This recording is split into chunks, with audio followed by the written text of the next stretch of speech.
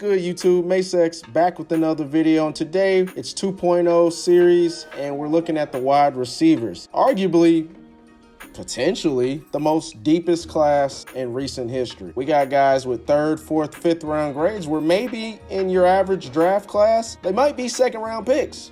They might be late first. So much talent in an era where we're just chucking the ball all over the field. These wide receivers are getting more and more talented, it seems like. So we're going to start at number 5 and work our way up to the number 1 wide receiver prospect for the 24 draft. If you're new to this video, or if you haven't already, be sure to like and subscribe to this video, as it will help the channel grow. And I know if you're new, you clicked on this video, you're most likely a football fan. So go ahead and join the family as we're working our way on up. But enough with all that. We're going to go ahead and look at this top 5. And without further ado, let's get to it. All right, starting at number 5, we got Coleman out of Florida State, measured in at 6'3", 213 pounds, a Michigan State transfer. Sophomore year, 58 catches, 798 yards, and 7 touchdowns. The best thing he could have done was transfer to Florida State. Right out the gate, burst into the scenes against LSU and completely played his ass off. That game actually introduced me to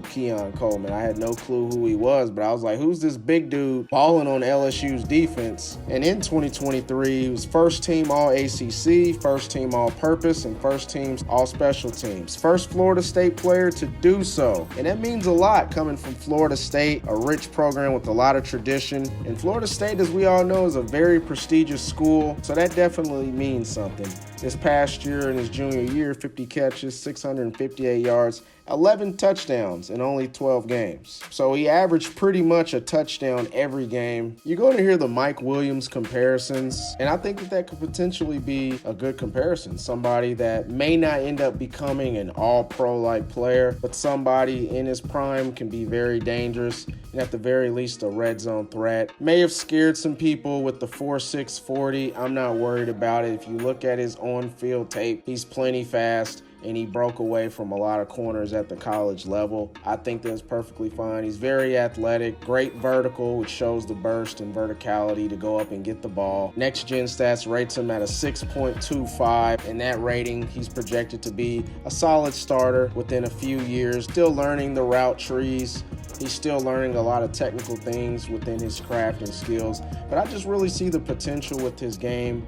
If he reaches his peak, he could be that alpha outside X receiver that demands respect every week, every Sunday. Next up at number 4, we got Brian Thomas Jr. out of LSU, measured in at 6'3", 209 pounds. Next Gen gave him a scouting grade of 6.47. But Brian Thomas Jr. led the nation with 17 receiving touchdowns. He had a hell of a year, and I think he broke out on many people's radar this year, to be honest. I don't think a lot of people knew much about him, but his game speaks for itself. Straight line speed is actually pretty impressive given his size. 6'3", he's 209 plus pounds, ran a 4.33 at the combine. Many plays where he just broke away from the defense, broke away from DBs, big time plays. But I didn't know he was 4.33 fast. I'll be the first to admit that. And he tracks the deep ball very well. And that's a very underrated skill, I think, for receivers, is tracking the deep ball. And a quarterback that can chuck the ball is going to fall in love with a receiver that he can trust to launch that ball 40, 50, 60 yards in the air and know that he has a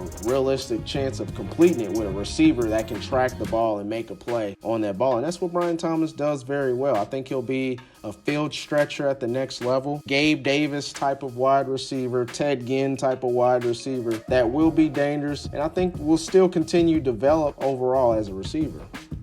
All right, we're moving into the top 3, and I'll be honest with you guys, most people's top 3 that you're going to see on YouTube and that you've seen on YouTube are pretty much the same top 3. With that said, we got Rome Odunze out of Washington, measured in at 6'3", 212 pounds. Next Gen Stats gives him a rating of 6.74. So far, this is the highest rating. And when you watch this guy, he's going to instantly turn into one of your favorite receivers. Last year as a junior, he actually caught my eye. He has the size and plays with the strength and physicality that you want to see in an Alpha X. He's an excellent separator.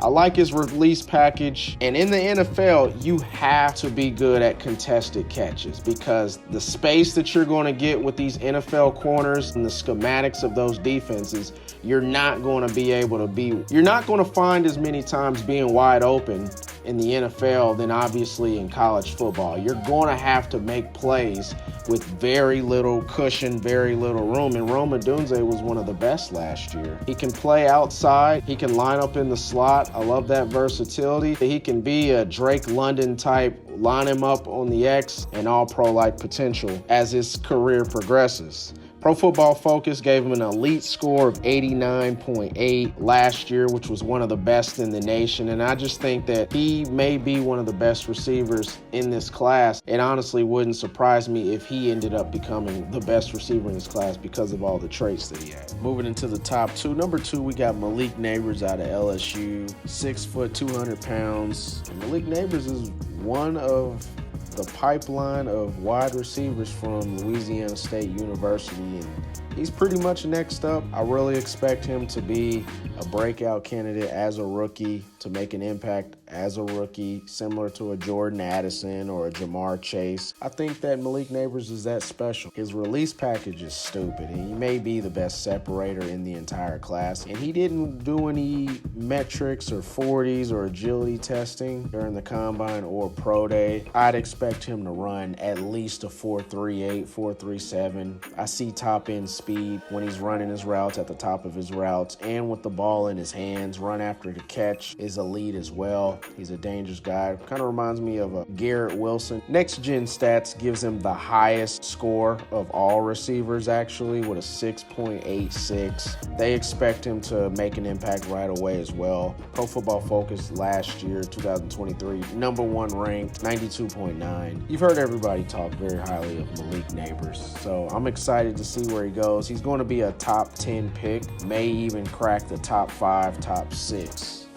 And at number 1, we got the almighty Marvin Harrison Jr. No surprise here at Ohio State. Official measurement, 6'3", 209 pounds. Matches up pretty much what he was listed at on Ohio State's website. Marvin Harrison Jr. is honestly one of the best, if not the best receiver I've ever scouted, but definitely one of the best I've ever watched. And what comes to mind, AJ Green, Jamar Chase, Julio Jones, Calvin Johnson, Braylon Edwards. Marvin Harrison Jr., I think, is next up. Has the route craftsmanship of a 4 or 5 year veteran in the NFL. He looks like an NFL receiver playing college if you look at his 23 and his 22 tape. He has the combination of speed, agility, catches anything in traffic with his hands, really strong hands. He's just very tough to cover. And he's got so many contested catch highlights. It's just ridiculous, honestly. Got the bloodline, as we all know. His father is a legend, and he's very revered here in Indianapolis. First ballot Hall of Famer, and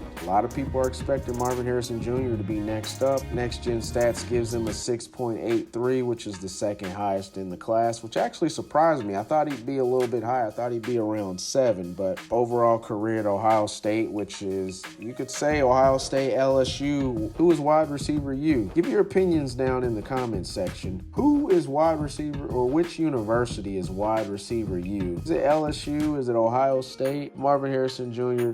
dropped a little bit more passes in 2023, but nonetheless, he really doesn't have many weaknesses that I can poke at. I'm looking forward to seeing him, and I expect him to make one of those impacts as his rookie year right away. All right, there you have it. These are my top 5 wide receiver rankings, updated 2.0. For the most part, I think wide receiver has been pretty stable, particularly at the top. For me, we got Brian Thomas Jr. That was the only change. Keon Coleman, I had a spot higher on the original compared to now, but Marvin Harrison Jr., Malik Nabers, Rome Odunze, these are the top dogs, and they've been the top dogs the entire season, so no surprise there. But if you made it this far in the video, I deeply appreciate it. If you haven't already, definitely don't forget to like and subscribe, as this does help the channel grow. We're still on the road to 1K, and I appreciate the support thus far. We got the NFL draft at the time of this recording, just about 2 weeks away. I'm really excited. And if you're a nutcase like me and you love you some football, this is a great time to be a football fan. Be on the lookout for the next video. We're going to be looking at the quarterbacks and just transitioning up into the NFL draft. But I'm going to go ahead and let you guys go, and I hope you guys have a good one.